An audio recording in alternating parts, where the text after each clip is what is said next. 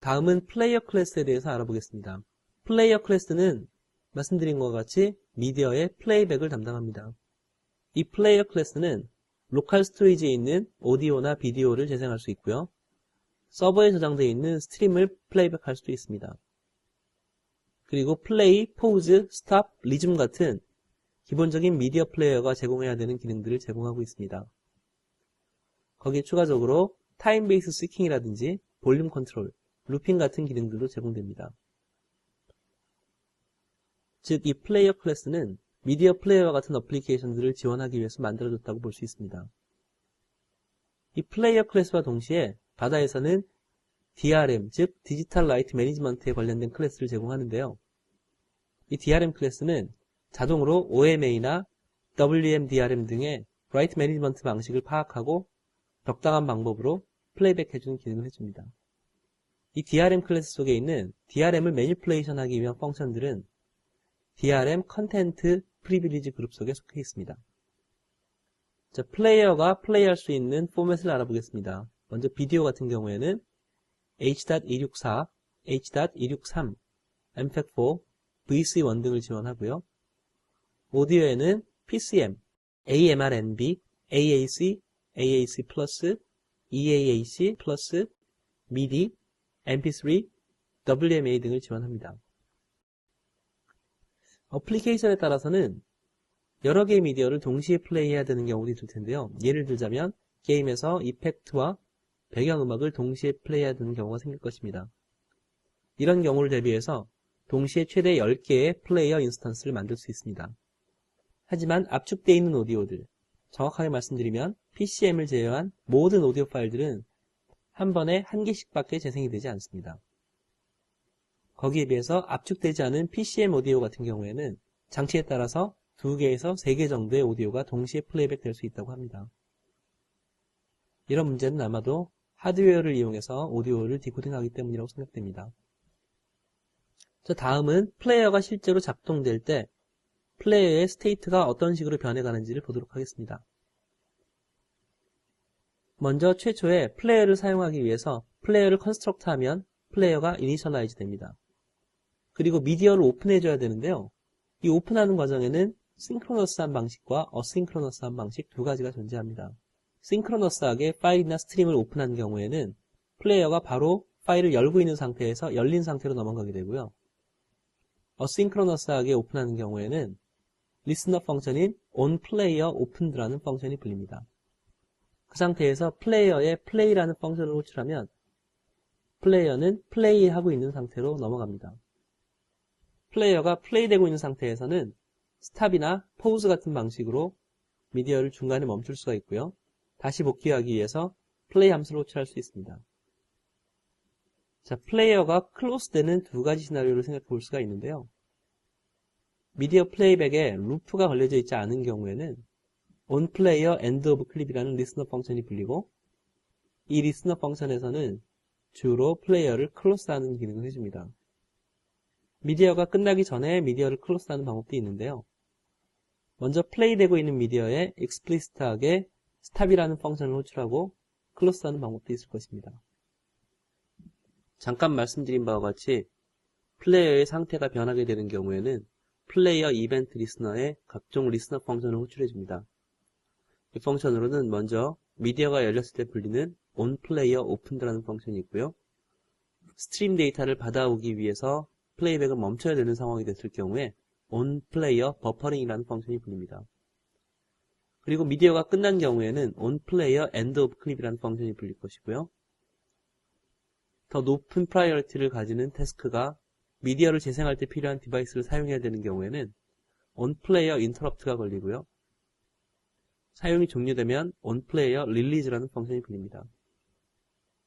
그리고 미디어가 플레이백 되는 도중에 문제가 생겼을 경우에는 onPlayerErrorOccurred 펑션, 사용자나 프로그램이 플레이백 포인터를 특정 위치로 옮겼을 때 그 위치에서 플레이백할 준비가 끝났다는 것을 어싱크로너스하게 알려주는 경우에는 onPlayerSeekComplete라는 펑션이 불립니다. 자, 그러면 실제로 플레이어를 사용하는 방법에 대해서 좀 더 자세히 알아보도록 하겠습니다. 여기서는 비디오 플레이백을 하기 위한 플레이어를 만들 것이고요. 그리고 오디오 플레이어의 경우에도 몇 가지를 제외하고는 거의 비슷한 방식으로 구현할 수 있습니다. 먼저 폼 베이스드 어플리케이션을 만들겠습니다. 이 어플리케이션의 어플리케이션 리소스에 플레이백할 비디오를 넣습니다. 그리고 플레이백을 컨트롤하기 위한 플레이 버튼과 포즈 버튼을 폼에 애드합니다. 마지막으로 실제 비디오가 출력될 오버레이 패널을 준비합니다. 자, 다음 단계로 플레이어의 상태에 따라서 필요한 작업을 해주기 위해서 리스너 오브젝트를 만들고 리스너 펑션을 구현합니다. 다음은 폼의 코드에서 해야 될 일들인데요. 폼의 클래스 디클러레이션에서 플레이어와 패널, 그리고 리스너 오브젝트의 포인터를 클래스의 멤버 베리어블로 선언합니다. 그리고 적당한 시점에 비디오 플레이어를 이니셜라이제이션 하기 위한 코드를 작성합니다. 마찬가지로 비디오 플레이어를 딜리션 하기 위한 코드도 필요하고요. 버튼을 통해서 플레이백을 컨트롤하기 위해서 버튼의 이벤트 리스너를 임플리멘트 해야 합니다.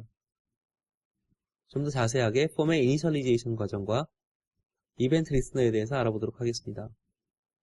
먼저 폼의 초기화 과정에서는 두 개의 버튼과 오버레이 패널의 포인터를 얻어오는 과정을 진행해야 합니다. 그리고 플레이어를 크리에이트하고 오버레이 패널의 백그라운드 버퍼와 플레이어를 연결합니다. 마지막 과정으로는 비디오 파일을 오픈해서 플레이백할 준비를 완료합니다. 버튼의 이벤트 리스너는 이번 예제에서는 플레이와 포즈 버튼 두 개의 버튼을 사용했기 때문에 플레이어를 포즈하고 스타트하기 위한 기능을 구현합니다. 자, 보시는 그림은 예제에서 사용할 UI의 모양입니다. 위쪽에 플레이 버튼과 포즈 버튼이 배치되어 있고요. 아래쪽에는 IDC 오버레이라는 아이디를 가지는 오버레이 패널을 만들었습니다. 자, 본격적으로 코드를 보도록 하겠습니다. 먼저 이벤트 리스너 오브젝트입니다.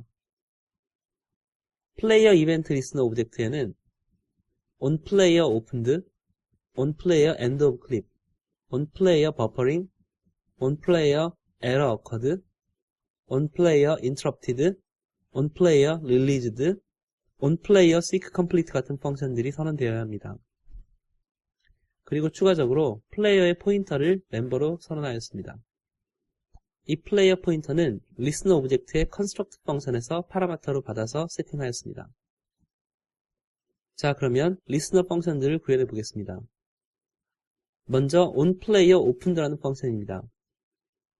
이 펑션은 미디어 파일이 읽어지면 불려지는 펑션이기 때문에 이 예제에서는 미디어 파일이 열린 사실을 프린트아웃 하였습니다.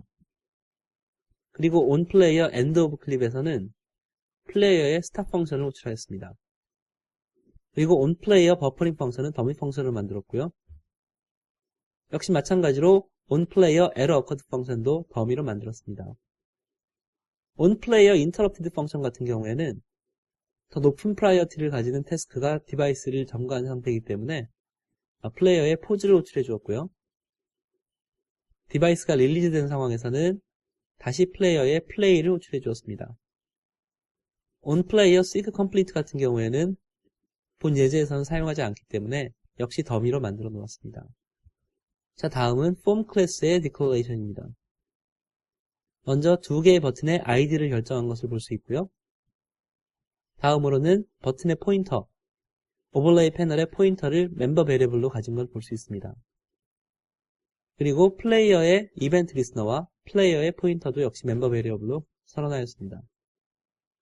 자, 다음은 폼의 onInitializing 펑션에서 각종 UI와 플레이어를 초기화하는 과정을 볼 수 있습니다. 먼저 폼의 서브 컨트롤로 등록되어 있는 두 개의 버튼을 찾아내고 액션 아이디를 세팅하고 이벤트 리스너를 붙였습니다. 다음에는 같은 방법으로 오버레이 패널의 포인터를 얻어왔습니다. 그리고 플레이어를 크리에이트 했고요. 오버레이 패널로부터 백그라운드 버퍼 인포라는 버퍼 인포메이션을 얻었습니다. 이 버퍼 인포메이션과 리스너 오브젝트를 파라미터로 해서 플레이어의 construct 펑션을 불러주면 플레이어와 이벤트 리스너, 오버레이 패널이 연결되게 됩니다. 자, 마지막으로 리소스 폴더에 있는 비디오 파일의 pass와 true 값을 파라미터로 해서 플레이어의 오픈 파일 펑션을 불러주면 플레이어는 어싱크로너스하게 파일을 오픈합니다. 마지막으로 볼륨을 세팅하는 과정도 볼 수 있습니다. 자, 이렇게 어싱크로너스하게 파일을 오픈하면 오픈 파일 펑션은 바로 리턴되게 되고요. 실제로 파일을 오픈하는 과정이 끝나면 리스너 오브젝트에 onPlayer opened라는 펑션이 호출됩니다. 자, 다음은 폼의 onTerminating 펑션입니다. 이 onTerminating 펑션에서는 onInitializing 펑션에서 allocate 했던 모든 오브젝트를 삭제해줘야 되는데요. 여기서는 먼저 플레이어를 스탑하고 플레이어 오브젝트와 리스너 오브젝트를 딜리트하는 과정을 볼 수 있습니다. 마지막으로 onActionPerformed 펑션에서는 플레이 버튼이 눌리면 플레이어의 플레이를 호출함으로써 플레이를 시작했고요. pause 버튼이 눌리면 플레이어의 pause 펑션을 수행했습니다. 이 코드를 시행시키면 다음과 같은 결과를 얻을 수 있습니다. 보시는 바와 같이 플레이와 pause가 정상적으로 작동하는 것을 볼 수 있습니다.